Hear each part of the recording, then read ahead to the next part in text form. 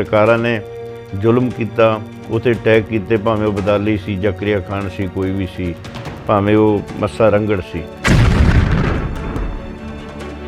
ਪਰ ਸਿੱਖਾਂ ਨੇ ਉਹਨੂੰ ਜਿਹੋ ਜਿਹੇ ਜ਼ਾਲਮ ਸੀ ਉਹਨੂੰ ਜਵਾਬ ਦਿੱਤਾ ਗਿਆ, ਸੋਧਿਆ ਗਿਆ। ਤਾਂ ਇਹ ਸਾਡਾ ਇਤਿਹਾਸ ਗਵਾਹ ਹੈ। ਤੇ ਉੱਥੇ ਮਤਲਬ ਲੱਖਾਂ ਦੀ ਗਿਣਤੀ ਦੇ ਵਿੱਚ ਸੰਗਤਾਂ ਨਤਮਸਤਕ ਹੋਣ ਵਾਸਤੇ ਗਈਆਂ ਹੋਈਆਂ ਸ਼ਹੀਦੀ ਦਿਹਾੜੇ ਉੱਤੇ। ਉਹੀ ਦਿਨ ਕਿਉਂ ਚੁਣਿਆ ਗਿਆ? ਖਾਲਸਾ ਪਿੰਡ ਮਹਾਂਪੁਰਸ਼ਾਂ ਕਰਕੇ ਅਟੈਕ ਹੋਇਆ, ਤਾਂ ਬਾਕੀ 37 ਗੁਰਦੁਆਰਿਆਂ ਤੇ ਸੰਤ ਮਹਾਂਪੁਰਸ਼ ਨਹੀਂ ਸੀ ਉੱਥੇ ਹੈਗੇ। ਇਹ ਜਿਹੜੀ ਫੌਜ ਸੀ 1 ਸਾਲ ਪਹਿਲਾਂ ਹਰਿਮੰਦਰ ਸਾਹਿਬ ਦਾ ਸਾਰਾ ਉਸ ਤਰ੍ਹਾਂ ਨਕਸ਼ਾ ਬਣਾ ਕੇ ਤਾਂ ਰੈਸਲ ਕਰਦੇ ਰਹੇ ਅਟੈਕ ਕਿਵੇਂ ਹੋਣਾ, ਕਿਸ ਤਰ੍ਹਾਂ 1 ਸਾਲ ਪਹਿਲਾਂ ਪਲਾਨ ਬਣਾਏ ਜਾ ਰਹੇ ਸੀ ਸਾਰੇ। ਸਭੀ ਸਰੋਵਰ ਦਾ ਜਿਹੜਾ ਪਾਣੀ ਸੀ ਉਹ ਲਾਲ ਰੰਗ ਦਾ ਹੋ ਚੁੱਕਾ ਸੀ। ਕੋਲ ਪਈ ਹੈ ਬੱਚਾ, ਮਾਂ ਮਰੀ ਹੋਈ ਹੈ, ਬੱਚਾ ਵਿਲਕ ਰਿਹਾ ਦੁੱਧ ਵਾਸਤੇ।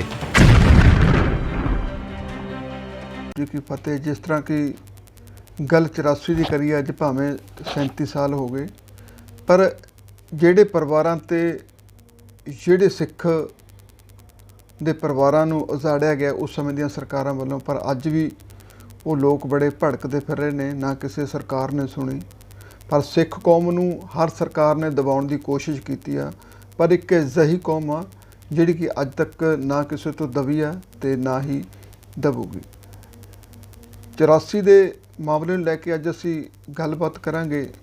ਸਿੱਖ ਪ੍ਰਚਾਰਕ ਜਥੇਦਾਰ ਬਾਬਾ ਕਸ਼ਮੀਰਾ ਸਿੰਘ ਜੀ, ਉਹ ਵੀ ਉਹਨਾਂ ਦਿਨਾਂ 'ਚ ਗਏ ਸਨ 84 ਦੇ ਵਿੱਚ। ਜਥੇਦਾਰ ਸਾਹਿਬ, ਜੋ 84 ਦਾ ਘਟਨਾ ਹੋਈ ਹੈ, ਐਡੀ ਘਟਨਾ ਹੋਈ ਆ, ਤੁਸੀਂ ਵੀ ਗਏ, ਕੀ ਦੇਖਿਆ ਉੱਥੇ? ਵਾਹਿਗੁਰੂ ਜੀ ਕਾ ਖਾਲਸਾ, ਵਾਹਿਗੁਰੂ ਜੀ ਕੀ ਫਤਿਹ। ਗੁਰੂ ਰੂਪ ਗੁਰੂ ਖਾਲਸਾ ਸਾਧ ਸੰਗਤ ਜੀ, ਜਦੋਂ ਦਾ ਸੰਸਾਰ ਬਣਿਆ ਅਤੇ ਜਿੰਨਾ ਚਿਰ ਰਹੇਗਾ, ਧਰਮ ਅਤੇ ਜ਼ਾਲਮ ਸਰਕਾਰਾਂ ਜ਼ੁਲਮ ਕਰਦੀਆਂ ਰਹਿੰਦੀਆਂ ਅਤੇ ਧਰਮ 'ਤੇ ਚੱਲਣ ਵਾਲੇ ਉਸ ਜ਼ੁਲਮ ਦੀ ਵਿਰੋਧਤਾ ਕਰਦੇ ਰਹਿੰਦੇ ਨੇ। ਇਹ ਪਹਿਲਾਂ ਤੋਂ ਚੱਲਿਆ ਹੋਇਆ। ਜਿਹੜੀਆਂ ਸੂਰਬੀਰ ਕੌਮਾਂ ਹੁੰਦੀਆਂ, ਮਾਰਸ਼ਲ ਕੌਮਾਂ ਹੁੰਦੀਆਂ, ਅਕਸਰ ਉਹਨਾਂ ਉੱਤੇ ਕਹਿੰਦੇ ਵੱਟੇ ਉਹਨਾਂ ਬੇਰੀਆਂ ਨੂੰ ਵੱਜਦੇ ਆ ਜਿਨ੍ਹਾਂ ਦੇ ਬੇਰ ਮਿੱਠੇ ਹੁੰਦੇ ਆ। ਉਹਨਾਂ ਕੌਮਾਂ ਨੂੰ ਦੁੱਖ ਝੱਲਣੇ ਪੈਂਦੇ ਜਿਹੜੀ ਕੌਮਾਂ ਸੂਰਬੀਰ ਹੁੰਦੀਆਂ। ਉਹਨਾਂ ਉੱਤੇ ਜ਼ੁਲਮ ਅਤਿਆਚਾਰ ਹੁੰਦੇ ਆਏ ਅਤੇ ਉਹ ਅਤਿਆਚਾਰ ਅਤੇ ਜ਼ੁਲਮ ਝੱਲਦੇ ਆਉਂਦੇ ਆ। ਜੇ ਅਸੀਂ ਪਿਛੋਕੜ ਦੇਖੀਏ ਤਾਂ ਪਿੱਛੇ ਭਾਵੇਂ ਉਹ ਮੁਗਲ ਸਰਕਾਰ ਸੀ, ਭਾਵੇਂ ਅੰਗਰੇਜ਼ ਸਰਕਾਰ ਸੀ, ਤਾਂ ਇਸ ਕੌਮ ਦੇ ਉੱਤੇ ਬੜੇ ਅਟੈਕ ਹੁੰਦੇ ਰਹੇ ਆ।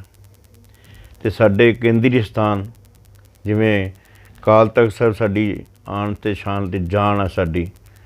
ਅਕਾਲ ਤਖ਼ਤ ਨੂੰ, ਹਰਿਮੰਦਰ ਸਾਹਿਬ ਨੂੰ ਹੀ ਜ਼ਿਆਦਾ ਨਿਸ਼ਾਨਾ ਬਣਾਇਆ ਗਿਆ, ਜਿੱਥੇ ਹਰ ਵੇਲੇ ਸਰਬੱਤ ਦੇ ਭਲੇ ਦੀ ਅਰਦਾਸ ਹੁੰਦੀ ਹੈ, ਜਿੱਥੇ ਇੱਕ ਸੰਗਤ ਹੈ, ਇੱਕ ਪੰਗਤ ਹੈ, ਜਿੱਥੇ ਸਮੁੱਚੀ ਮਨੁੱਖਤਾ ਦਾ ਘਰ ਹੈ, ਜਿੱਥੇ ਕੋਈ ਵੀ ਵਿਤਕਰਾ ਨਹੀਂ ਕਿਸੇ ਵਾਸਤੇ। ਕਿਉਂਕਿ ਇਹ ਸਾਡੇ ਵਾਸਤੇ, ਜਿੱਥੇ ਹਰ ਸਿੱਖ ਚਾਹੁੰਦਾ ਹੈ ਕਿ ਅਸੀਂ ਉਸ ਦਰ 'ਤੇ ਨਤਮਸਤਕ ਹੋਈਏ।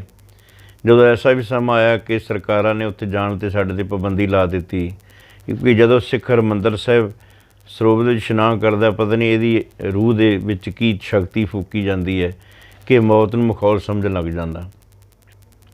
ਤਾਂ ਉੱਥੇ ਫਿਰ ਜਿਹੜਾ ਸਿੱਖ ਜਾਂਦਾ ਸੀ ਉਹਨੂੰ ਮਾਰ ਦਿੱਤਾ ਜਾਂਦਾ ਸੀ। ਪਰ ਫਿਰ ਵੀ ਸ਼ਹਾਦਤਾਂ ਪਾਉਣ ਦੇ ਬਾਵਜੂਦ ਵੀ ਇਸ਼ਨਾਨ ਕਰਨ ਤੋਂ ਨਹੀਂ ਸੀ ਹਟਦੇ। ਤਾਂ ਫਿਰ ਇਹ ਇੰਨੀ ਅੱਤ ਚੱਕ ਲਈ, ਤਾਂ ਫਿਰ ਖਾਲਸੇ ਨੂੰ ਅਰਦਾਸ ਦੇ ਵਿੱਚ ਸ਼ਾਮਲ ਕਰ ਰਿਹਾ ਕਿ ਸਾਨੂੰ ਕਦੇ ਵੀ ਅੰਮ੍ਰਿਤਸਰ ਭੁੱਲ ਨਾ ਜਾਏ। ਨਾਮਦਾਨ, ਸਿੱਖੀਦਾਨ, ਪੁਰਸ਼ਦਾਨ, ਅੰਮ੍ਰਿਤਸਰ ਦੇ ਦਰਸ਼ਨੀ ਇਸ਼ਨਾਨ, ਉਹ ਸਾਡੀ ਅਰਦਾਸ ਰੋਜ਼ ਦੀ 2 ਵੇਲੇ ਅਰਦਾਸ ਦੇ ਵਿੱਚ ਵੀ ਸ਼ਾਮਲ ਹੈ। ਤਾਂ ਉਸ ਸਥਾਨ ਨੂੰ ਕੇਂਦਰੀ ਸਥਾਨ ਨਿਸ਼ਾਨਾ ਬਣਾਉਣਾ ਜਾਂਦਾ ਰਿਹਾ। ਸਮੇਂ ਅਨੁਸਾਰ ਸਰਕਾਰਾਂ ਨੇ ਜ਼ੁਲਮ ਕੀਤਾ, ਉੱਥੇ ਅਟੈਕ ਕੀਤੇ, ਭਾਵੇਂ ਉਹ ਬਦਾਲੀ ਸੀ, ਜ਼ਕਰੀਆ ਖਾਨ ਸੀ, ਕੋਈ ਵੀ ਸੀ, ਭਾਵੇਂ ਉਹ ਮੱਸਾ ਰੰਗੜ ਸੀ। ਤਾਂ ਸਮੇਂ ਅਨੁਸਾਰ ਸਿੱਖਾਂ ਨੇ ਉਹਨੂੰ ਜਿਹੋ ਜਿਹੇ ਜ਼ਾਲਮ ਸੀ ਉਹਨੂੰ ਜਵਾਬ ਦਿੱਤਾ ਗਿਆ, ਸੋਧਿਆ ਗਿਆ। ਤਾਂ ਇਹ ਸਾਡਾ ਇਤਿਹਾਸ ਗਵਾਹ ਹੈ। ਤੁਸੀਂ ਪੁੱਛਿਆ ਸੀ ਤੁਸੀਂ ਕਦੋਂ ਗਏ ਉੱਥੇ, ਤਾਂ ਅਸੀਂ ਤਕਰੀਬਨ ਕੋਈ 23 ਮਈ ਨੂੰ 24 ਮਈ ਨੂੰ ਗਏ ਹਾਂ। ਸਾਡੇ ਨਾਲ ਭਾਈ ਸੁਲੱਖਣ ਸਿੰਘ ਸੀ, ਅਸੀਂ 7 ਸਿੰਘ ਸੀਗੇ। ਅਤੇ ਕਿਉਂਕਿ ਮਹਾਂਪੁਰਸ਼ ਉਸ ਵੇਲੇ ਦਮਦਮੀ ਟਕਸਾਲ ਦੇ ਮੁਖੀ ਸੰਤ ਬਾਬਾ ਜਰਨੈਲ ਸਿੰਘ ਜੀ, ਜਿਨ੍ਹਾਂ ਦਾ ਇਹ ਮੁੱਖ ਕਾਰਜ ਸੀ ਪ੍ਰਚਾਰ ਕਰਨਾ, ਖੰਡੇ ਬਾਟੇ ਦਾ ਅੰਮ੍ਰਿਤ ਛਕਾਉਣਾ। ਜਿਵੇਂ ਸਾਡੀ ਟਕਸਾਲ ਦੇ ਵਿੱਚ ਵੀ ਪ੍ਰਚਾਰ ਕਰਨਾ ਅਤੇ ਖੰਡੇ ਬਾਟੇ ਦਾ ਅੰਮ੍ਰਿਤ ਛਕਾਉਣਾ। ਤਾਂ ਉੱਥੇ ਅਕਾਲ ਤਖ਼ਤ ਦੇ ਉੱਤੇ ਮਹਾਂਪੁਰਸ਼ਾਂ ਨੂੰ ਅਸੀਂ ਦਰਸ਼ਨ ਕੀਤੇ, ਨਮਸਕਾਰ ਵੀ ਕੀਤੀ। ਪੁੱਛਿਆ ਕਿੱਥੋਂ ਆਏ ਜੀ? ਅਸੀਂ ਰਾੜਾ ਸਾਹਿਬ ਤੋਂ ਆਏ ਹਾਂ। ਤਾਂ ਉਹ ਕਹਿਣ ਲੱਗੇ ਵੀ ਆਪਣਾ ਦੋਹਾਂ ਟਕਸਾਲਾਂ ਦਾ ਕੰਮ ਇੱਕੋ ਹੀ ਸੀ। ਸਾਡਾ ਕੰਮ ਸੀ ਪੜ੍ਹਾਉਣਾ, ਵਿੱਦਿਆ ਪੜ੍ਹਾਉਣੀ, ਪ੍ਰਚਾਰ ਕਰਨਾ ਅਤੇ ਅੰਮ੍ਰਿਤ ਛਕਾਉਣਾ। ਅਤੇ ਤੁਹਾਡਾ ਵੀ ਕੰਮ ਸੀ ਪ੍ਰਚਾਰ ਕਰਨਾ ਅਤੇ ਅੰਮ੍ਰਿਤ ਛਕਾਉਣਾ। ਸਾਨੂੰ ਅਕਾਲ ਪੁਰਖ ਨੇ ਇੱਧਰ ਨੂੰ ਪ੍ਰੇਰ ਲਿਆ, ਪਰ ਹੁਣ ਤੁਸੀਂ ਸਿੰਘੋ ਢਿੱਲ ਨਾ ਆਉਣ ਦਿਓ, ਵੱਧ ਚੜ੍ਹ ਕੇ ਪ੍ਰਚਾਰ ਕਰੋ ਅਤੇ ਸੰਗਤਾਂ ਨੂੰ ਖੰਡੇ ਬਾਟੇ ਦਾ ਅੰਮ੍ਰਿਤ ਛਕਾਓ। ਇਹ ਮਹਾਂਪੁਰਸ਼ਾਂ ਨਾਲ ਸਾਡੇ ਇਹ ਬਚਨ ਹੋਏ ਉੱਥੇ। ਬਿਲਕੁਲ ਜਥੇਦਾਰ ਜੀ, ਜਿਸ ਤਰ੍ਹਾਂ ਕਿ ਸਰਕਾਰਾਂ ਵੱਲੋਂ ਇਹ ਦਿਨ ਕਿਉਂ ਚੁਣਿਆ ਗਿਆ ਜਿਹੜਾ 5 ਤਰੀਕ ਦਾ ਦਿਨ ਸੀ, ਜਿੱਥੇ ਕਿ ਮਾਸੂਮ ਬੱਚੇ ਵੀ ਚੜ੍ਹੇ? ਇਹ ਮਾਨ ਸਾਹਿਬ ਇਸ ਤਰ੍ਹਾਂ ਸੀ ਵੀ ਜੇ ਅਸੀਂ ਕਹੀਏ ਜੇ ਵੀ ਮਹਾਂਪੁਰਸ਼ਾ ਸਰਕਾਰ ਦੇ ਨਾਲ ਟੱਕਰ ਲੈ ਰਹੇ ਸੀ ਜਾਂ ਉਹਨਾਂ ਵਿਰੁੱਧ ਚੱਲ ਰਹੇ ਸੀ, ਤਾਂ ਫਿਰ ਉਹ 5 ਜੂਨ ਹੀ ਕਿਉਂ ਚੁਣਿਆ ਗਿਆ ਦਿਨ, ਜਿਸ ਵੇਲੇ ਸ਼ਹੀਦੀ 5ਵੇਂ ਪਾਤਸ਼ਾਹ ਗੁਰੂ ਅਰਜਨ ਦੇਵ ਜੀ ਮਹਾਰਾਜ ਸ਼ਹੀਦੀ ਦਿਹਾੜਾ ਸੀ। ਅਤੇ ਉੱਥੇ ਮਤਲਬ ਲੱਖਾਂ ਦੀ ਗਿਣਤੀ ਦੇ ਵਿੱਚ ਸੰਗਤਾਂ ਨਤਮਸਤਕ ਹੋਣ ਵਾਸਤੇ ਗਈਆਂ ਹੋਈਆਂ ਸ਼ਹੀਦੀ ਦਿਹਾੜੇ ਉੱਤੇ, ਉਹੀ ਦਿਨ ਕਿਉਂ ਚੁਣਿਆ ਗਿਆ? ਅਤੇ ਜੇ ਇਹੀ ਗੱਲ ਸੀ ਕਿ ਸੰਤ ਬਾਬਾ ਜਰਨੈਲ ਸਿੰਘ ਖਾਲਸਾ ਪਿੰਡ ਮਹਾਂਪੁਰਸ਼ਾਂ ਕਰਕੇ ਅਟੈਕ ਹੋਇਆ, ਤਾਂ ਬਾਕੀ 37 ਗੁਰਦੁਆਰਿਆਂ 'ਤੇ ਸੰਤ ਮਹਾਂਪੁਰਸ਼ ਨਹੀਂ ਸੀ ਉੱਥੇ ਹੈਗੇ। ਮਤਲਬ ਉਸ ਸਮੇਂ ਨੇ ਸਰਕਾਰ ਨੇ ਸਾਡੀ ਕੌਮ ਨੂੰ ਦਬਾਉਣ ਵਾਸਤੇ ਸਾਨੂੰ ਇਹ ਸਾਡੇ ਉੱਤੇ ਜ਼ੁਲਮ ਹੋਇਆ। ਉਹਨੂੰ ਇਹ ਨਹੀਂ ਸੀ ਪਤਾ ਵੀ ਇਹ ਇਹੋ ਜਿਹੀ ਕੌਮ ਹੈ, ਜਿਉਂ ਜਿਉਂ ਇਹਨਾਂ ਉੱਤੇ ਜ਼ੁਲਮ ਹੁੰਦਾ ਇਹ ਉਨੀ ਚੜ੍ਹਦੀ ਕਲਾ ਵਿੱਚ ਹੁੰਦੇ। ਮੰਨੂ ਸਾਡੀ ਦਾਤਰੀ, ਅਸੀਂ ਮੰਨੂ ਦੇ ਸੋਏ, ਜਿਉਂ ਜਿਉਂ ਸਾਨੂੰ ਵੱਢਦਾ ਅਸੀਂ ਦੂਣ ਸਵਾਏ ਹੋਏ। ਇਸ ਕਰਕੇ ਇਹ ਗਿਣੀ ਮਿੱਥੀ ਸਾਜ਼ਿਸ਼ ਸੀ। ਇਹ ਜਿਹੜੀ ਫੌਜ ਸੀ 1 ਸਾਲ ਪਹਿਲਾਂ ਹਰਿਮੰਦਰ ਸਾਹਿਬ ਦਾ ਸਾਰਾ ਉਸ ਤਰ੍ਹਾਂ ਨਕਸ਼ਾ ਬਣਾ ਕੇ ਤਾਂ ਰੈਸਲ ਕਰਦੇ ਰਹੇ, ਅਟੈਕ ਕਿਵੇਂ ਹੋਣਾ, ਕਿਸ ਤਰ੍ਹਾਂ 1 ਸਾਲ ਪਹਿਲਾਂ ਪਲਾਨ ਬਣਾਏ ਜਾ ਰਹੇ ਸੀ ਸਾਰੇ। ਅਤੇ ਇਹ ਗਿਣੀ ਮਿੱਥੀ ਸਾਜ਼ਿਸ਼ ਦੇ ਮੁਤਾਬਕ ਸਾਰਾ ਕੁਝ ਹੋਇਆ। ਅਤੇ 5 ਜੂਨ ਜਾਣ ਕੇ ਇਹਨਾਂ ਨੇ ਡੇਟ ਮਿੱਥੀ ਗਈ ਸੀ। ਅਤੇ ਜਿੱਦਣ ਮਾਸੂਮ ਬੱਚੇ, ਬੀਬੀਆਂ, ਮਾਈਆਂ, ਭਾਈ ਸਾਰੇ ਉੱਥੇ ਮਤਲਬ ਵੀ ਉਸ ਜ਼ੁਲਮ ਦੇ ਅੱਗ ਦੇ ਵਿੱਚ ਲਪੇਟ ਵਿੱਚ ਆਏ, ਜਿਹੜੇ ਅੱਜ ਤੱਕ ਪਰਿਵਾਰ ਜਿਹੜੇ ਮੁੜ ਕੇ ਉਸ ਰਾਸਤੇ ਨਹੀਂ ਆਏ, ਜਿਹੜੇ ਉਸ ਜ਼ੁਲਮ ਦੇ ਵਿੱਚ ਹਰ ਇੱਕ ਸਿੱਖ ਹੀ ਭਾਵੇਂ ਉਸ ਵੇਲੇ ਇਸ ਗੱਲ ਦੇ ਉੱਤੇ ਪ੍ਰਭਾਵਿਤ ਹੋਇਆ। ਪਰ ਜਿਹੜੇ ਹਰਿਮੰਦਰ ਸਾਹਿਬ ਗਰਮੀ ਦਾ ਦਿਹਾੜਾ ਸੀ, ਲਾਈਟ ਬੰਦ ਕਰ ਦਿੱਤੀ ਗਈ, ਪਾਣੀ ਬੰਦ ਕਰ ਦਿੱਤਾ ਗਿਆ, ਮਾਸੂਮ ਬੱਚੇ ਪਾਣੀ ਨੂੰ ਵਿਲਕਦੇ ਰਹੇ।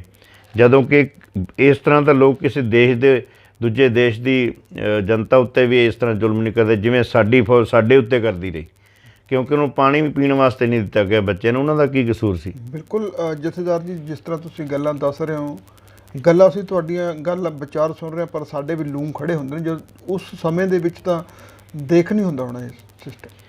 ਇਸ ਤਰ੍ਹਾਂ ਸੀ ਮਾਨ ਸਾਹਿਬ ਵੀ ਸਰੋਵਰ ਦਾ ਜਿਹੜਾ ਪਾਣੀ ਸੀ ਉਹ ਲਾਲ ਰੰਗ ਦਾ ਹੋ ਚੁੱਕਾ ਸੀ। ਜਿੱਥੇ ਪ੍ਰਕਾਰਾਂ ਵਿੱਚ ਲੋਕ ਨਮਸਕਾਰ ਕਰਦੇ ਸੀ ਤਾਂ ਉੱਥੇ ਮਤਲਬ ਲੋਥਾਂ ਇਸ ਤਰ੍ਹਾਂ ਪਈਆਂ ਸੀ ਅਤੇ ਬੱਚੇ, ਮਾਂ ਕੋਲ ਪਈ ਹੈ, ਬੱਚਾ, ਮਾਂ ਮਰੀ ਹੋਈ ਹੈ, ਬੱਚਾ ਵਿਲਕ ਰਿਹਾ ਦੁੱਧ ਵਾਸਤੇ। ਅਤੇ ਇਹ ਇਸ ਤਰ੍ਹਾਂ ਜ਼ੁਲਮ ਕੀਤਾ ਗਿਆ ਉਹਨਾਂ ਨੂੰ। ਬਿਲਕੁਲ ਜਿਸ ਤਰ੍ਹਾਂ ਹਰਿਮੰਦਰ ਸਾਹਿਬ ਸਿੱਖ ਕੌਮ ਨੂੰ ਖਤਮ ਕਰਨ ਲਈ ਇਹ ਕੰਮ ਕੀਤਾ ਗਿਆ ਸੀ, ਵੀ ਹਰਿਮੰਦਰ ਸਾਹਿਬ ਨੂੰ ਨਿਸ਼ਾਨਾ ਕਿਉਂ ਬਣਾਇਆ ਗਿਆ ਸੀ? ਇਸ ਤਰ੍ਹਾਂ ਸੀ ਮਾਨ ਸਾਹਿਬ, ਜਿਵੇਂ ਸਾਡਾ ਇੱਕ ਕੇਂਦਰੀ ਸਥਾਨ ਹੈ, ਹਰ ਇੱਕ ਧਰਮ ਦਾ ਕੇਂਦਰੀ ਸਥਾਨ ਹੁੰਦਾ। ਜਿਵੇਂ ਇਸਲਾਮਾਬਾਦ ਦਾ ਮੱਕਾ ਸ਼ਰੀਫ ਹੈ, ਤਾਂ ਹਿੰਦੂ ਧਰਮ ਦਾ ਅਮਰਨਾਥ ਕੇਂਦਰੀ ਸਥਾਨ ਹੈ, ਤਾਂ ਜੈਨ ਮਤ ਦਾ ਗਿਆ ਜੀ ਹੈ। ਇਸ ਤਰ੍ਹਾਂ ਸਾਡਾ ਕੇਂਦਰੀ ਸਥਾਨ ਹੈ ਜਿਹੜਾ ਸ੍ਰੀ ਅਕਾਲ ਤਖ਼ਤ ਸਾਹਿਬ ਹੈ, ਜਿੱਥੋਂ ਸਾਨੂੰ ਹੁਕਮ ਜਾਰੀ ਹੁੰਦਾ। ਅਤੇ ਹਰ ਇੱਕ ਸਿੱਖ ਦੇ ਮਨ ਵਿੱਚ ਇਹ ਭਾਵਨਾ, ਸ਼ਰਧਾ, ਭਾਵੇਂ ਉਹ ਜਾਂਦਾ ਜਾਂ ਨਹੀਂ ਜਾਂਦਾ, ਵਿਦੇਸ਼ਾਂ ਵਿੱਚ ਵੀ ਬੈਠੇ ਨੇ ਜਿਹੜੇ, ਉਹਨਾਂ ਦੇ ਮਨ ਦੇ ਵਿੱਚ ਉਸ ਦਾ ਘਰ ਪ੍ਰਤੀ ਇੰਨੀ ਭਾਵਨਾ ਹੈ ਕਿ ਜਦੋਂ ਵੀ ਅਸੀਂ ਜਾਣਾ ਉੱਥੇ ਦਰਸ਼ਨ ਕਰਕੇ ਆਉਣਾ, ਨਮਸਕਾਰ ਕਰਕੇ ਆਉਣਾ। ਉਹ ਸਮਝਦੇ ਨਹੀਂ ਉਹਨਾਂ ਚਿਰ ਅਸੀਂ ਅਧੂਰੇ ਐਵੇਂ ਜਿੰਨਾ ਚਿਰ ਉੱਥੇ ਦਰਸ਼ਨ ਨਹੀਂ ਕਰਦੇ, ਇਸ਼ਨਾਨ ਨਹੀਂ ਕਰਦੇ ਉਸ ਘਰ ਦੇ। ਅਤੇ ਤ੍ਰਿਪਤੀ ਉੱਥੇ ਜਾ ਕੇ ਸਾਡੀ ਰੂਹ ਦੀ, ਸਾਡਾ ਮਤਲਬ ਹਰ ਇੱਕ ਤਨ ਮਨ ਤਨ ਉੱਥੇ ਜੁੜਿਆ ਹੋਇਆ। ਉੱਥੋਂ ਸਾਨੂੰ ਮਤਲਬ ਜਾ ਕੇ ਜਿਹੜੀ ਰੂਹ ਦੀ ਤਾਕਤ ਮਿਲਦੀ ਹੈ। ਇਸ ਕਰਕੇ ਸਾਨੂੰ ਉੱਥੋਂ ਹੀ ਅਟੈਕ ਕੀਤਾ ਗਿਆ, ਜਿੱਥੋਂ ਕਿ ਸਿੱਖ ਦੇ ਸਰੀਰ 'ਤੇ ਵੀ, ਮਨ 'ਤੇ, ਦਿਲ ਦਿਮਾਗ 'ਤੇ ਵੀ ਅਟੈਕ ਹੋਵੇ ਤਾਂ ਇਹਨੂੰ ਇੱਕ ਤਰ੍ਹਾਂ ਇਸ ਤਰ੍ਹਾਂ ਖਤਮ ਕੀਤਾ ਜਾਏ ਕਿ ਮੁੜ ਕੇ ਇਹ ਇਸ ਗੱਲ ਦਾ ਨਾਂ ਨਾ ਲੈਣ। ਇਹਨੂੰ ਇਹ ਨਹੀਂ ਪਤਾ ਵੀ ਪਹਿਲਾਂ ਵੀ ਸਰਕਾਰਾਂ ਜ਼ੁਲਮ ਕਰਦੀਆਂ ਰਹੀਆਂ ਕਿ ਸਾਡੇ ਸਿਰਾਂ ਦੇ ਮੁੱਲ ਵੀ ਰੱਖੇ ਗਏ। ਵੀ ਜਦੋਂ 80 ਰੁਪਏ ਮੁੱਲ ਪੈਂਦਾ ਸੀ ਤਾਂ ਇਸ ਤਰ੍ਹਾਂ ਜਿਵੇਂ ਇੱਕ ਲੱਭ ਕੇ ਸਿੱਖਾਂ ਨੂੰ ਮਾਰਿਆ ਗਿਆ। ਗੱਡੇ ਭਰੇ ਦਿੱਲੀ ਨੂੰ ਜਾ ਰਹੇ ਸੀ ਲਾਹੌਰ ਤੋਂ ਸਿੱਖਾਂ ਦੇ, ਤਾਂ ਸੋਚਦੇ ਸੀ ਹੁਣ ਤਾਂ ਸਿੱਖ ਹੈ ਨਹੀਂ ਕਿਤੇ, ਅਤੇ ਇਹ ਉਦੋਂ ਵੀ ਕੌਮ ਖਤਮ ਨਹੀਂ ਹੋਈ। ਤਾਂ ਇਹ ਸਮੇਂ ਦੀ ਸਰਕਾਰ ਨੇ ਵੀ, ਉਸ ਸਮੇਂ ਦੀ ਸਰਕਾਰ ਨੇ ਵੀ ਦੇਖਿਆ ਕਿ ਇੱਥੋਂ ਜੇ ਇਹਨਾਂ ਨੂੰ ਦਬਾ ਦਿੱਤੇ ਜਾ ਕੇ ਮੁੜ ਕੇ ਕਦੇ ਉੱਠਣਗੇ ਨਹੀਂ। ਬਿਲਕੁਲ। ਜਥੇਦਾਰ ਸਾਹਿਬ, ਜਿਸ ਤਰ੍ਹਾਂ ਹਰਿਮੰਦਰ ਸਾਹਿਬ ਨੂੰ ਢਹਿ ਢੇਰੀ ਕਰਤਾ ਸੀ ਸਰਕਾਰ ਨੇ, ਪਰ ਸਰਕਾਰ ਨੇ ਇਹ ਵੀ ਉਸ ਟਾਈਮ ਕਿਹਾ ਹੋਣਾ ਵੀ ਅਸੀਂ ਹਰਿਮੰਦਰ ਸਾਹਿਬ ਨੂੰ ਦੁਬਾਰਾ ਬਣਾ ਦਿੰਦੇ ਹਾਂ, ਆਪਦੇ ਖਰਚੇ 'ਤੇ ਬਣਾ ਦਿੰਦੇ ਹਾਂ। ਕੋਈ ਇਹੋ ਜਿਹੀਆਂ ਗੱਲਾਂ ਹੋਈਆਂ ਹੋਣੀਆਂ? ਹਾਂ ਮਾਨ ਸਾਹਿਬ, ਇਹ ਸਾਰੀ ਗੱਲਾਂ ਹੋਈਆਂ। ਉਸ ਵੇਲੇ ਇਹ ਜਿਹੜੀਆਂ ਸੇਵਾ ਸੀ ਸਾਡੇ ਵਿੱਚ ਹੀ ਸਿੱਖਾਂ ਨੂੰ ਜਾਣ ਕੇ ਦਿੱਤੀ ਗਈ ਸੇਵਾ ਵੀ ਸਰਕਾਰ ਤਿਆਰ ਕਰਕੇ ਦਊਗੀ। ਜਦੋਂ ਵੀ ਮਾਨ ਸਾਹਿਬ ਅਟੈਕ ਹੋਇਆ ਭਾਵੇਂ ਹਰਿਮੰਦਰ ਸਾਹਿਬ 'ਤੇ, ਅਕਾਲ ਤਖ਼ਤ ਸਾਹਿਬ 'ਤੇ, ਤਾਂ ਸਿੱਖ ਕੌਮ ਨੇ ਕਿਸੇ ਸਰਕਾਰ ਦਾ ਬਣਾਇਆ ਹਰਿਮੰਦਰ ਸਾਹਿਬ ਜਾਂ ਅਕਾਲ ਤਖ਼ਤ ਮਨਜ਼ੂਰ ਨਹੀਂ ਕੀਤਾ। ਸੰਗਤ ਨੇ ਆਪ ਸੇਵਾ ਕਰਕੇ 1 ਸਾਲ ਦੇ ਵਿੱਚ ਉਹਨੂੰ ਤਿਆਰ ਕਰਕੇ ਦੱਸ ਦਿੱਤਾ ਕਿ ਅਸੀਂ ਉਹ ਸੱਚੀ ਸਰਕਾਰ ਦੇ ਉਪਾਸਕ ਹਾਂ, ਜਿਹਨੇ ਇਹੋ ਜਿਹੀਆਂ ਸਰਕਾਰਾਂ ਕਿੰਨੀਆਂ ਬਣਾਈਆਂ, ਕਿੰਨੀਆਂ ਖਪਾਈਆਂ। ਇੱਕ ਹਰ ਇੱਕ ਸਿੱਖ ਦਾ ਪੈਸਾ ਉਸ ਘਰ 'ਤੇ ਲੱਗ ਕੇ, ਨਾ ਕਿਸੇ ਸਰਕਾਰ ਦੇ ਬਣਾਏ ਨੂੰ ਅਸੀਂ ਬਰਦਾਸ਼ਤ ਨਹੀਂ, ਮਨਜ਼ੂਰ ਸਾਡੀ ਕੌਮ ਨੇ ਨਹੀਂ ਕੀਤਾ। ਅਤੇ ਉਹ ਜਦੋਂ ਬੇਅਦਬੀ ਕੀਤੀ, ਭਾਵੇਂ ਬਦਾਲੀ ਨੇ ਬਰੂਦ ਭਰਿਆ, ਹਰਿਮੰਦਰ ਸਾਹਿਬ ਨੂੰ ਢਹਿ ਢੇਰੀ ਕੀਤਾ, ਭਾਵੇਂ ਜ਼ਕਰੀਆ ਖਾਨ ਵਰਗੇ ਬਦਾਲੇ ਵਰਗੇ, ਪਰ ਅਸੀਂ ਉਹਨਾਂ ਨੂੰ ਆਪ ਫਿਰ ਤਿਆਰ ਕਰਕੇ ਸਰਕਾਰ ਦਾ ਬਣਾਇਆ ਮਨਜ਼ੂਰ ਨਹੀਂ ਕੀਤਾ ਕਦੇ ਵੀ। ਬਿਲਕੁਲ। ਜਥੇਦਾਰ ਜੀ, ਜਿਸ ਤਰ੍ਹਾਂ ਘਰ ਬਰਬਾਦ ਹੋ ਗਏ ਅਤੇ ਉੱਜੜ ਗਏ ਤੇ ਘਰ, ਭੈਣਾਂ ਵਿਧਾਵਾਂ ਹੋ ਗਈਆਂ ਤੀਆਂ, ਤੁਹਾਡਾ ਵੀ ਕੋਈ ਇਹੋ ਜਿਹਾ ਪਰਿਵਾਰ ਆ ਪੰਜਾਬ ਦੇ ਵਿੱਚ ਜਿੱਥੇ ਕੋਈ ਤੁਹਾਡਾ ਜਾਣਾ ਆਉਣਾ, ਤੁਸੀਂ ਮਦਦ ਕੀਤੀ ਉਸ ਪਰਿਵਾਰ ਦੀ? ਮਾਨ ਸਾਹਿਬ, ਇਸ ਤਰ੍ਹਾਂ ਉਹ ਅੱਜ ਤੱਕ ਵੀ ਪਰਿਵਾਰ ਮਿਲਦੇ ਆ, ਬੜੇ ਪਰਿਵਾਰਾਂ ਨਾਲ ਅਸੀਂ ਮਿਲੇ ਹਾਂ, ਪਰ ਅਸੀਂ ਉਹਨਾਂ ਨੂੰ ਅਖਬਾਰਾਂ ਵਿੱਚ ਜਾਂ ਮੀਡੀਆ ਵਿੱਚ ਨਹੀਂ ਲਿਆਂਦਾ ਗਿਆ ਕਿ ਅਸੀਂ ਫਲਾਣੇ ਪਰਿਵਾਰ ਦੀ ਮਦਦ ਕੀਤੀ, ਫਲਾਣੇ ਪਰਿਵਾਰ ਨੂੰ ਅਸੀਂ ਸਹੂਲਤ ਜਿੰਨੀ ਕੁ ਦੇ ਸਕੇ ਸੀ, ਜਾਂ ਹੁਣ ਤੱਕ ਵੀ ਅਸੀਂ ਯਤਨਸ਼ੀਲ ਹਾਂ। ਅਤੇ ਕਿਉਂਕਿ ਇਹ ਗੁਰੂ ਪੰਥ ਦੀ ਵੱਡੀ ਸਰਮਾਇਆ, ਅੱਜ ਵੀ ਉਹ ਪਰਿਵਾਰਾਂ ਦੇ ਦਿਲਾਂ ਉੱਤੇ ਜ਼ਖਮ ਉਸ ਤਰ੍ਹਾਂ ਹੀ ਨੇ, ਸੱਜਰੇ ਅੱਲੇ ਨੇ। ਜਦੋਂ ਆਹ ਦਿਨ ਆਉਂਦੇ ਆ, ਖਾਸ ਕਰਕੇ ਜਿਵੇਂ ਇਹ 1 ਜੂਨ ਤੋਂ ਲੱਗ ਕੇ 6 ਜੂਨ ਤੱਕ, ਉਹ ਇਸ ਤਰ੍ਹਾਂ ਹੁੰਦਾ ਜਿਵੇਂ ਫਿਰ ਉਹਨਾਂ ਦਿਨ ਸਾਹਮਣੇ ਆ ਜਾਂਦੇ ਆ, ਅਤੇ ਉਹ ਭੁੱਲੇ ਨਹੀਂ ਅਜੇ ਤੱਕ। ਅਜੇ ਵੀ ਲੋਕ ਬਹੁਤ ਸਾਰੇ ਜਿਹੜੇ ਉਹਨਾਂ ਦੇ ਆਪੋ ਆਪਣੇ ਪੈਰਾਂ 'ਤੇ ਅਜੇ ਤੱਕ ਖੜ੍ਹੇ ਨਹੀਂ ਹੋਏ, ਜਿਨ੍ਹਾਂ ਦੇ ਜਵਾਨ ਪੁੱਤਰ ਸ਼ਹੀਦ ਹੋ ਗਏ, ਪਿਤਾ ਸ਼ਹੀਦ ਹੋ ਗਏ, ਪਰਿਵਾਰ ਹੀ ਸ਼ਹੀਦ ਹੋ ਗਏ ਸਾਰੇ, ਤਾਂ ਉਹ ਇਹ ਦਿਨ ਕਿਵੇਂ ਭੁੱਲ ਸਕਦੇ ਆ ਮਾਨ ਸਾਹਿਬ? ਬਿਲਕੁਲ।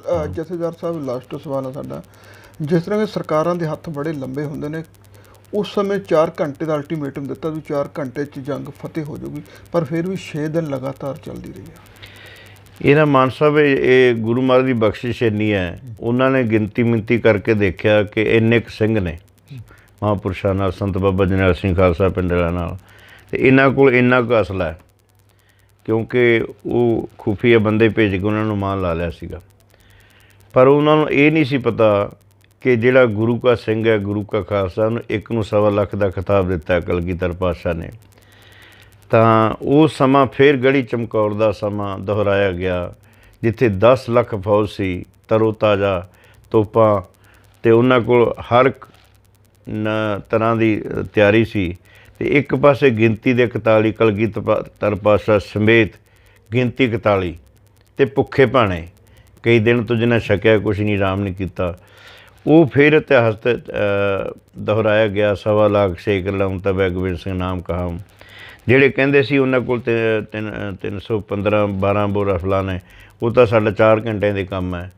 ਤਾਂ ਉੱਥੇ ਜਨਰਲ ਸ਼ਬੇਗ ਸਿੰਘ ਵਰਗੇ, ਜਿਨ੍ਹਾਂ ਨੇ ਬੰਗਲਾਦੇਸ਼ ਦੇ ਵਿੱਚ ਹਜ਼ਾਰਾਂ ਫੌਜਾਂ ਦੇ ਹਥਿਆਰ ਸਟਾਏ ਸੀਗੇ, ਤਾਂ ਉਹਨਾਂ ਦੇ ਉੱਥੇ ਕਮਾਂਡ ਸੀ। ਗੁਰੂ ਰਾਮਦਾਸ ਮਹਾਰਾਜ ਦੀ ਕਿਰਪਾ ਸੀ, ਅਤੇ ਸੰਤ ਜਰਨੈਲ ਸਿੰਘ ਵਰਗੇ ਬੰਦਗੀ ਵਾਲੇ, ਜਿਨ੍ਹਾਂ ਦਾ 101 ਪਾਠ ਜਪਜੀ ਸਾਹਿਬ ਦਾ ਰੋਜ਼ ਨਿਤਰੇ, ਇੰਨੇ ਅਭਿਆਸੀ ਸੀ, ਜਿਨ੍ਹਾਂ ਦੇ ਨਾਲ ਜੇਠ ਮਦਾਨੀ ਵਰਗੇ ਵਕੀਲ ਸੀ, ਜਿਹੜੇ ਹਿੰਦੁਸਤਾਨ ਦੇ ਸਭ ਤੋਂ ਵੱਡੇ ਵਕੀਲ, ਉਹਨਾਂ ਵਾਸਤੇ ਗੱਲਬਾਤ ਕਰਨ ਗਏ।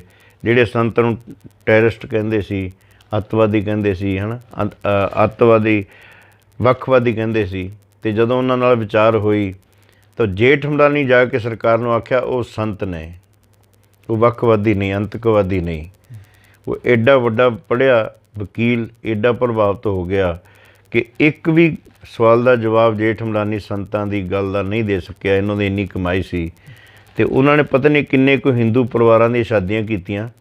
ਸਾਡੇ ਸਾਹਮਣੇ ਇੱਕ ਹਿੰਦੂ ਲੜਕੀ ਲੈ ਕੇ ਨਹੀਂ ਜਾ ਰਹੇ, ਅਸੀਂ ਉੱਥੇ ਬੈਠੇ ਸੀ, ਤਾਂ ਆ ਕੇ ਲੜਕੀ ਵਾਲੇ ਕਹਿੰਦੇ ਸਾਡੀ ਲੜਕੀ ਨੂੰ ਲੈ ਕੇ ਨਹੀਂ ਜਾ ਰਹੇ। ਉਹਨੂੰ ਬੁਲਾਇਆ ਗਿਆ, ਉਹ ਕਹਿੰਦੇ ਵੀ ਦੱਸੋ ਇਹ ਲੜਕੀ ਤੁਹਾਡੇ ਆਖੇ ਨਹੀਂ ਲੱਗਦੀ, ਕੰਮ ਨਹੀਂ ਕਰਦੀ, ਤੁਹਾਡਾ ਸਤਿਕਾਰ ਨਹੀਂ ਕਰਦੀ? ਕਹਿੰਦੇ ਨਹੀਂ ਜੀ। ਫਿਰ ਲੈ ਕੇ ਕਿਉਂ ਨਹੀਂ ਜਾਂਦੇ? ਪਹਿਲਾਂ ਜਦੋਂ ਤੁਸੀਂ ਗੱਲਬਾਤ ਹੋਈ ਸੀ ਤਾਂ ਇਹ ਤੁਹਾਨੂੰ ਉਦੋਂ ਪਸੰਦ ਸੀ? ਕਹਿੰਦੇ ਹਾਂ। ਕਹਿੰਦੇ ਫਿਰ ਅੱਜ ਤੋਂ ਇਹ ਮੇਰੀ ਧੀ ਹੈ, ਇਹ ਅੱਜ ਤੋਂ ਮੇਰੀ ਧੀ ਹੈ। ਸੁਣ ਲੈ ਕੁੜੀਏ, ਤੂੰ ਮਾਂ ਪਿਓ ਦਾ ਸਤਿਕਾਰ ਕਰਨਾ ਹੈ, ਘਰ ਦਾ ਕੰਮ ਕਰਨਾ ਹੈ। ਜੇ ਤੈਨੂੰ ਕੁਛ ਕਹਿਣਗੇ ਤਾਂ ਅੱਜ ਤੋਂ ਭਾਈ ਇਹ ਸਾਡੀ ਧੀ ਹੈ।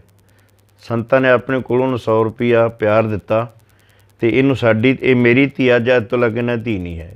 ਜਿਹੜੇ ਕਹਿੰਦੇ ਵੀ ਹਿੰਦੂਆਂ ਨੂੰ ਮਾਰਦੇ ਸੀ, ਸਾਡੇ ਭੇਖ ਦੇ ਵਿੱਚ ਭੇਸ ਧਾਰ ਕੇ ਲੋਕਾਂ ਨੂੰ ਬੱਸਾਂ 'ਚੋਂ ਲਾਇਆ ਗਿਆ, ਜਦੋਂ ਕਿ ਸਾਡਾ ਪਿਛਲਾ ਇਤਿਹਾਸ ਹੈ ਕਿ ਜ਼ਾਲਮ ਨੂੰ ਤਾਂ ਸੋਧਿਆ ਜਾਂਦਾ ਹੈ, ਪਰ ਨਾ ਉਹਨਾਂ ਦੇ ਪਰਿਵਾਰ ਅਤੇ ਨਾ ਉਹਦੇ ਬੱਚਿਆਂ, ਨਾ ਉਹਨੇ ਕੁਝ ਕਦੀ ਪਰਿਵਾਰ 'ਤੇ ਸਜ਼ਾ ਨਹੀਂ ਦਿੱਤੀ ਗਈ। ਇਸ ਕਰਕੇ ਇਹ ਗੱਲਾਂ ਅਸੀਂ ਦੇਖਿਆ ਵੀ ਉਹ ਸੱਤਿਆਵਾਦੀ ਸੀ, ਨਾ ਕਿ ਅੰਤਕਵਾਦੀ ਨਹੀਂ। ਉਹ ਸੱਤ ਦਾ ਪ੍ਰਚਾਰ ਕਰਦੇ ਸੀ। ਉਹਨਾਂ ਨੇ ਮਸੀਤਾਂ ਵੀ ਬਣਵਾਈਆਂ, ਮੰਦਰ ਵੀ ਬਣਵਾਏ ਸੀ। ਤਾਂ ਠੀਕ ਹੈ, ਉਹਨਾਂ ਦੇ ਕੁਝ ਭਾਸ਼ਣ ਸੀ, ਜਦੋਂ ਸਰਕਾਰ ਹੱਥ ਚੁੱਕਦੀ ਸੀ ਉਹਨਾਂ ਨੂੰ ਦੇ ਦਿੰਦੇ ਸੀਗੇ, ਪਰ ਫਿਰ ਵੀ ਉਹ ਕਹਿੰਦੇ ਸੀ ਜ਼ਾਲਮ ਨੂੰ ਮਾਰਨਾ, ਜ਼ੁਲਮ ਨੂੰ ਖ਼ਤਮ ਕਰਨਾ, ਬਾਕੀ ਕਿਸੇ ਕੌਮ ਧਰਮ ਨਾਲ ਉਹਨਾਂ ਦਾ ਕੋਈ ਵਿਤਕਰਾ ਨਹੀਂ ਸੀ। ਬਿਲਕੁਲ, ਬਹੁਤ ਬਹੁਤ ਧੰਨਵਾਦ ਜਥੇਦਾਰ ਸਾਹਿਬ ਤੁਹਾਡਾ। ਠੀਕ ਹੈ ਮਾਨ ਸਾਹਿਬ, ਤੁਹਾਡੇ ਸਨ ਜਥੇਦਾਰ ਬਾਬਾ ਕਸ਼ਮੀਰਾ ਸਿੰਘ ਜੀ, ਜਿਹਨੇ ਸਾਡੇ ਨਾਲ ਗੱਲਬਾਤ ਕੀਤੀ, ਜਿਹਨੇ 84 ਦੇ ਕਾਫੀ ਵਿਚਾਰਾਂ ਕੀਤੀਆਂ, ਕਾਫੀ ਕੁਛ ਦੇਖਿਆ ਇਹਨਾਂ ਨੇ। ਉਹ ਅੱਜ ਵੀ ਉਹ ਪਰਿਵਾਰਾਂ ਦੇ ਵਿੱਚ ਜਾਂਦੇ ਨੇ ਜਿਨ੍ਹਾਂ ਦੀ ਮਾਲੀ ਮਦਦ ਕਰਦੇ ਨੇ, ਪਰ ਮੀਡੀਆ ਤੋਂ ਕਾਫੀ ਦੂਰ ਰਹਿੰਦੇ ਨੇ ਸਿੱਖ ਪ੍ਰਚਾਰਕ ਜਥੇਦਾਰ ਬਾਬਾ ਕਸ਼ਮੀਰਾ ਸਿੰਘ ਜੀ। ਪਰ ਇਹਨਾਂ ਦਾ ਇਹੀ ਕਹਿਣਾ ਕਿ ਸਿੱਖ ਕੌਮ ਅਜਿਹੀ ਕੌਮ ਆ ਜਿਹੜੀ ਕਿਸੇ ਤੋਂ ਅੱਜ ਤੱਕ ਡਰੀ ਨਹੀਂ, ਪਰ ਸਮੇਂ ਦੀਆਂ ਸਰਕਾਰਾਂ ਵੱਲੋਂ ਸਿੱਖ ਕੌਮ ਨੂੰ ਖਤਮ ਕਰਨ ਦੀ ਕੋਈ ਕਸਰ ਕਦੇ ਨਹੀਂ ਛੱਡੀ।